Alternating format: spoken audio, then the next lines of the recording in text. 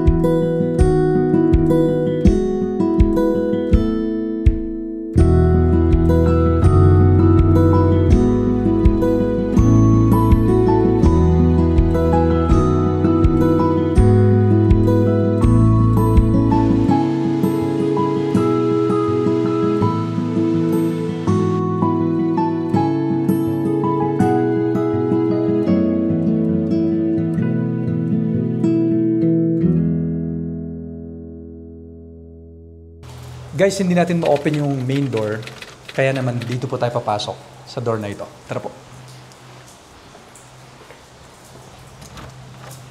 Okay. Wow. Guys, mula rito, makikita po ninyo, napakadami ng pine trees. Para ka pong nasa Camp John Hay. Para ka nakastay sa manor. Sobrang dami at mga old pine trees po itong mga ito. Kung kaya naman nakakadagdag pa sa lamig ng paligid kasi napakadami. Napapalibutan po talaga tayo ng mga pine trees. So bago po natin pasukin yung loob ng bahay, tingnan po muna natin dito sa may balcony. So may balcony po dito na may access ka ng kitchen, ng dining, tapos ng sala. Nandito po yung sala natin. And then, yung bakuran po ninyo, makikita nyo po na napakaluwag pa. So 500 plus square meter po itong lote na ito. Makikita nyo may mga fern doon, may pine trees dito sa loob ng mismong bakuran mo na matatanda na. Pine trees na malalaki na talaga. Tapos marami kang halaman. Kapag mahilig ka sa garden, mahilig ka sa halaman, pwede ka pang magtanim kasi napakadami pa pong open spaces dito sa baba. Ang ganda. And ang mga kapitbahay po natin dito guys, makikita nyo, mga malalaking bahay din po sila, mga magagandang bahay din sila. Napaka-safe po ng lugar na to. Makikita nyo, sobrang decente ng Amparo Heights. Okay? Simulan po natin dito sa sala. Ito po yung living room. Makikita po natin na meron po ditong fireplace. Bato. Ang mga ginawa po nila ng cladding. Makikita nyo po na kagagamit lang nitong fireplace. Meron pa pong mga uling. Meron pa siyang mga ash ng mga panggatong. Ganyan po yung mga old design ng mga fireplace. So meron po tayo ditong ceiling fan dito po sa inyong sala at meron po tayo ditong extension. So pwede mo itong gawing receiving tapos dyan po yung main living room mo. Mapapansin nyo po, ito po, kalsada na yun nandun sa harapan natin. So kung gusto nyo pang i-expand yung inyo pong 2-car garage doon, pwede din natin itong bakbakin at gawing mga parking spaces pa ito. Kung gusto nyo lang naman. Magandang idea. Alright? So mula po sa main entrance natin, ito po yun, main entrance. Pagpasok po ninyo, dapat dito po tayo papasok kanina, kaso nga lang nakalock po siya, hindi po natin ma-open. Pero kapag binuksan po natin kanina yan, ito po yung foyer ninyo. So meron ka ditong toilet and bath. Pasukin po natin. Toilet and bath ka dito. Tara, tingnan natin dito. Ito po, yung shower po ninyo. Meron ka ditong single point na heater. And then meron ka ditong lababo. And then water closet. Nice. And then dito naman po, pag kumanan ka mula sa foyer mo, nandito po yung kitchen po natin. Wow. Makikita nyo po, mga marble pa yung mga ginamit dati. Usong-uso po itong mga marble nung unang panahon sa mga magagandang bahay na katulad nito. So, pansin po natin, may cabinetry po tayo. Kompleto po tayo. Alright? And then, mula po rito, sa inyong kitchen, dito po tayo. So, ito po yung dining natin. Mapapansin po ninyo, meron ka ring access dito sa balcony mo kung saan habang kumakain kayo dito, may malaking dining table ka, kitang-kita mo yung view ng Camp John Hay na gubat. And then, ito na po yung connection dito sa may living area mo. Makikita nyo guys, itong divider niya, sliding door po ito, na purong kahoy. Kahoy at saka glass. Ang ganda po, may design po siya. Napakaganda. Yung kisame natin, makikita nyo po, may mga wood. May mga wood silang ginamit. So ito po, yung ating ground floor. Akyat po tayo sa second floor natin. Mamaya guys, pagkatapos nating akyatin hanggang ati, puntahan po natin yung basement. Meron pang 3 bedroom doon. Tapos mapupuntahan natin yung landscape. Yung garden na maluwag. Guys, dito, may receiving dito. Nakita nyo, malaki yung landing. And then, ito na po yung 4 na bedrooms natin. First bedroom, second bedroom, ito po yung toilet and bath. And then, third bedroom, and then fourth bedroom. Meron siyang sariling toilet and bath din. So, simulan na po natin dito sa maituturing nating master bedroom. Okay? Guys, makikita nyo, yung floor natin dito sa buong floor hanggang doon sa hagdanan kanina, puro wood po siya. Parquet floor. So, mapapansin nyo, maluwag, may cabinetry ka dito, and then, meron ka ditong, pwede mo lagyan ng salamin dito, tapos dito, meron ka ditong drawers. And then guys, mula po rito sa bedroom mo, may balcony na naman kung saan ma-highlight na naman po itong gubat natin. So, pine trees. Ito po ang Baguio Feel. The old Baguio Feel. Ito po yun. So, mapapansin nyo kahit saang sulok po na tumama ang mga paningin natin, ang dami po ng pine trees. And tara po dito. Nakikita niyo po ba yung building na yon? So yung building na yon guys, that's St. Louis University. Ang pinakamalaking university dito sa Baguio City. Ito po yung annex nila. Andiyan po yung mga courses like accountancy, HRM, at kung ano-ano pa. Nandiyan po sa school na yan. And then meron din po silang malaking swimming pool dito, maraming amenities. Okay? And then balik po tayo doon kasi nakasarado yata to. Tama. Balik po tayo doon sa room kanina.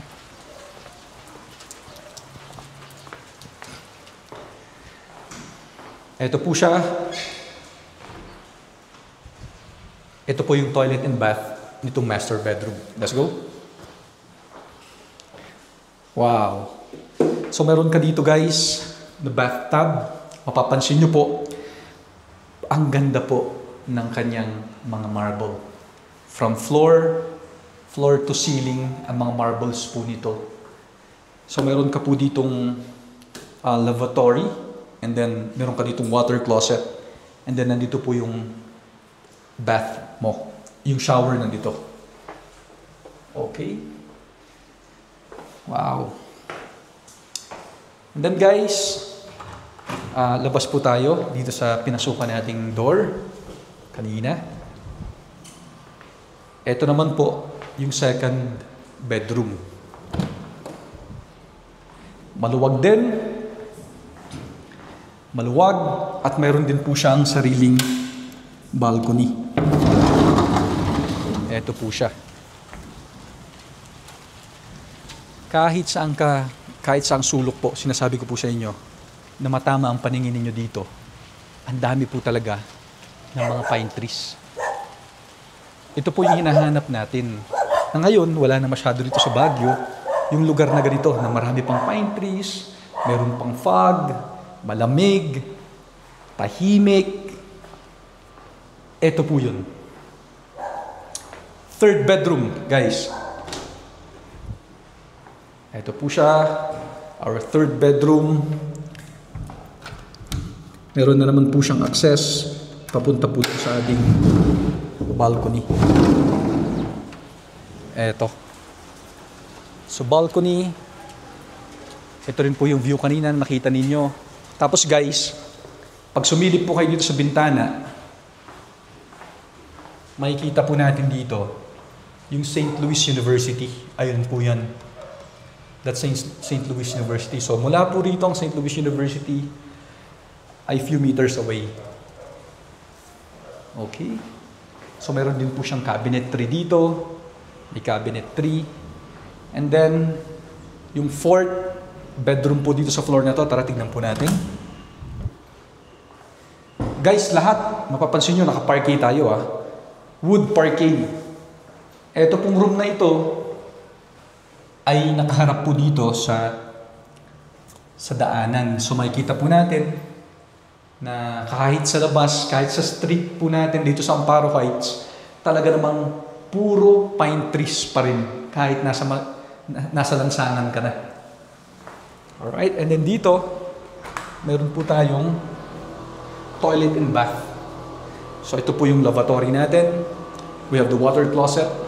Meron kang single point para po dito sa mga, I think this is a multi-point. Multi-point po ito para sa shower mo, tapos para sa lavatory mo. Okay? Puntahan po natin yung attic. Let's go. Guys, itong bahay na to ay 9 bedroom in total. Kung kaya naman, bilisan na po natin para matapos po natin siya ng mabilisan. Ito po ang ating last floor, attic. Maluwag pa po ito. Mapapansin nyo, dito po ay may family room. Pwede nyo gawing family room po ito. Or storage po dyan, napakaluwag. And then, dito po, meron po tayong bedroom. Maluwag din po itong bedroom na ito. Makikita nyo po yung design niya, bilog, napakaganda. Cute. And then, meron din po tayo ditong isa pang bedroom. Actually, ito pwede mong gawing storage or cabinetry, walk-in closet. Tapos dito po, ito yung isa sa pinaka-cute na parte ng bahay. Ito pong attic. Bedroom. Para po kasi siyang bahay ng mga ng mga fairy tale, di ba? Sina Snow White. Ganyan. So parang ganito po yung design. Very nice. Ito po, bali 6th bedroom na po yan. Pang-anim. Tignan po natin yung tatlo pa dun sa basement. Let's go, guys.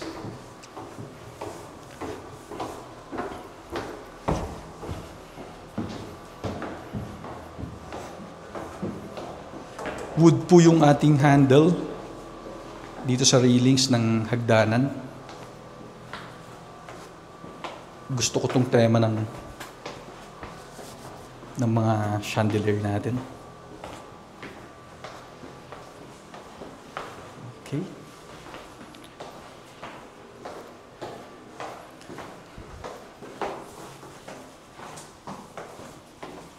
Ito po, guys, ang ating basement. Dito po meron po tayong 3-bedroom pa. Malalaki. Unahin po natin dito sa may sala. Sa ngayon, guys, nilagyan ng may-ari ng mga linen itong mga furniture natin. So, hopefully ma-appreciate nyo pa rin. Meron po tayo ditong living room, meron tayo ditong dining. Ito yung nilaan nila, pero syempre pwede nyo i-disarrange yan. And then meron po tayo ditong bar. So, diyan ka lang, ma'am. Makikita nyo po dito. May bar tayo malaki. So, meron po tayo ditong wine rack. So, ang lalaki naman ng Carlo Rossi na yan. So, dito po may mga cabinetry pa po dito sa baba niya. And then, meron ka ditong mga stool bar. And then, dito po, may access po ito. Papunta po rin sa garahe natin. And then, meron din po silang nilagay dito na dirty kitchen ulit. Or pwede nyo halimbawa, may mga mops kayo, pwede nyo po ditong banlawan. Okay, minaximize talaga nila yung space. And then dito po, meron po ulit tayong malaking kitchen. May mga appliances na rin po ito. Cabinetry, exhaust. Nice. And then guys, papasukin na po natin ngayon ito pong mga bedrooms natin. Let's go. So first bedroom, meron na po tayong appliances and furniture. Dito po, meron po tayong bintana. So ganyan po siya.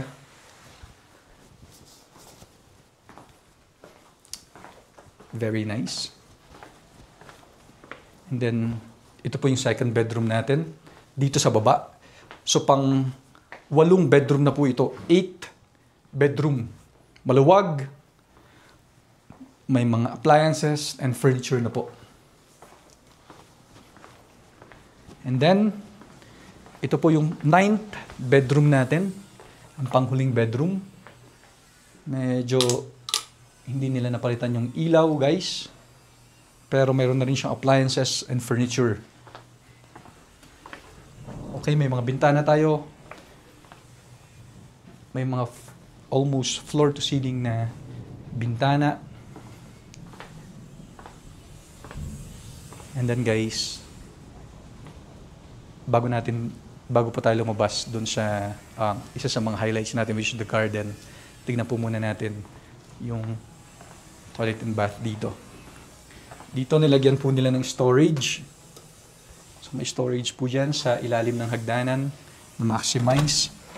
And then meron kang toilet and bath dito. So ganun po uli. Meron ka ditong shower, meron ka ditong water closet, and you have a lavatory here. And then guys, nakalimutan ko pakita sa inyo kanina, meron pa po ditong dirty kitchen ulit. So ito po, washing area po ito. Pag mayroon kayong, halimbawa, mga mop ulit, dito po pwede nyo pong hugasan, pwede nyo linisan.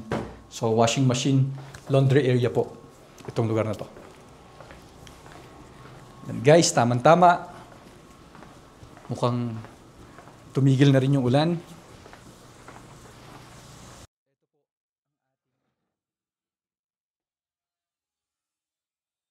Ganito ang gusto mo dito sa Baguio. Maraming puno, tahimik.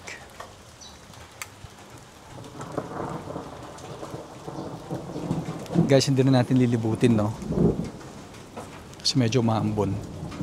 Pero isa po yan sa mga gugustuhin yung meron kayo kapag nasa Baguio City kayo.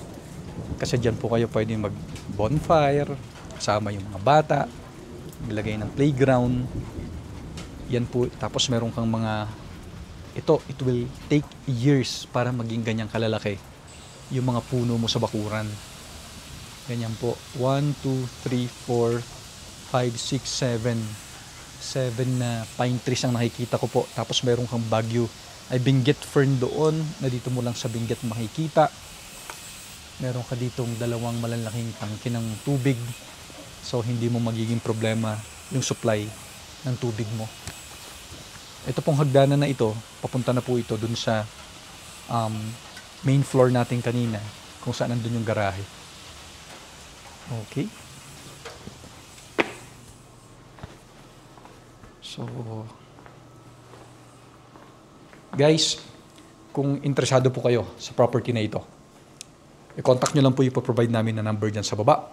Huwag nyo na rin pong kalimutang i-follow yung page na ito.